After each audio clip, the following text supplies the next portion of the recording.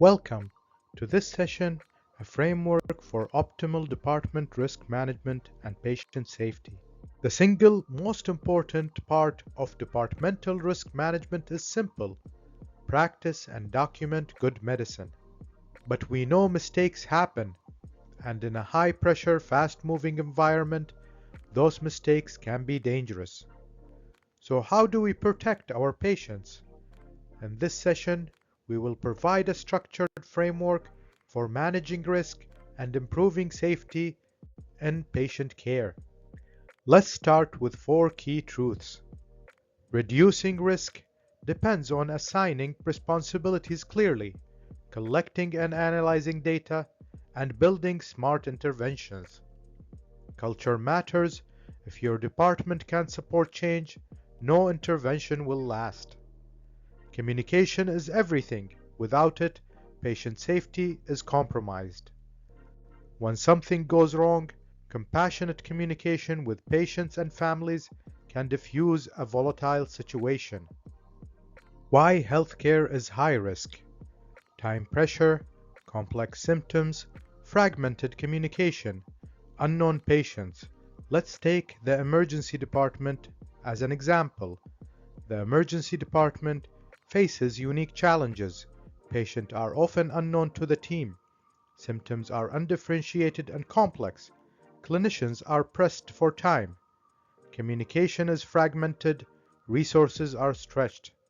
The most common emergency department error: missed or delayed diagnosis. Others include procedural errors and medication mishandling. A strong departmental risk management program has 6 pillars. Clearly define who leads the risk safety efforts. If it's not in someone's job description or only listed at the bottom, it won't get done. Clinicians should lead this work. If that's not possible, they must be deeply involved. Don't wait for the next crisis. Use walkarounds, focus groups, and data to proactively identify hazards. Encourage staff to report errors without fear. Use systems that focus on what happened, not who to blame. Make sure staff see how their reports lead to real change. Investigate root causes. Do not jump to solutions. Take the time to examine data, gather perspective, and confirm your hypothesis. Use data to guide focus. Tackle high risk, easy to fix issues first. If your culture needs work, start there. Engage your team in setting safety goals. Before acting, measure where you are, then introduce changes and measure again. Don't rely on gut feelings. Use clear benchmarks to evaluate success. Risk management isn't a one and done task. You need ongoing cycles of assessment, data analysis, prioritization, intervention, and evaluation. This keeps your department agile, responsive, and safe. This is an example of 6 emergency department risks and how to reduce them. Risk 1: limited knowledge of patient history. Solution: improve access to prior records. Don't rely on memory or incomplete notes. Risk 2: incomplete diagnosis. Solution: even if the diagnosis isn't clear, give strong discharge instructions and arrange follow-up. Risk 3: poor discharge communication. Solution: train staff literacy. Ensure patient understands what to do, when, and why. Risk 4: patient's condition changes during stay. Solution: reassess patients regularly. Don't let new symptoms go unnoticed. Case study: a patient with mild stroke symptoms waited too long for evaluation and missed the treatment window. Risk 5: unresolved tests or poor handover. Solution: set up protocols to close the loop. Results must reach the patient, the team, and follow-up providers. Case study: a patient discharged before blood culture results came back. later required heart valve surgery. Risk 6, post-discharge complications.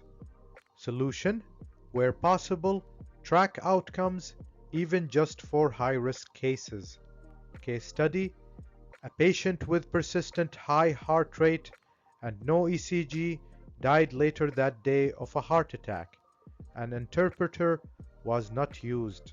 Great departments focus on communication. It connects every piece of safety.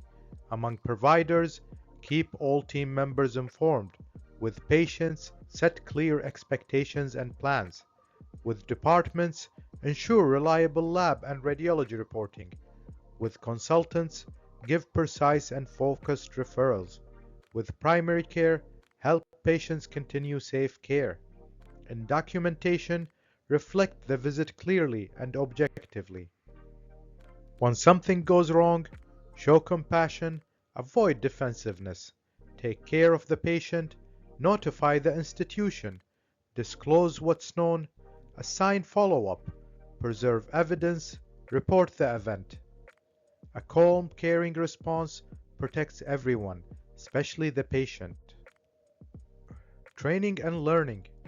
Learn from your own department's cases. Pair them with national or global examples. Use stories and real examples to engage staff in improvement. Team participation is key to lasting change. In conclusion, a strong risk and safety program in the department comes down to three things: a trained, well-led clinician team, systems that identify and respond to risks, a culture that supports learning and compassion. When we build that foundation, we protect our patients and ourselves. Thank you for joining me in this session for risk management and patient safety.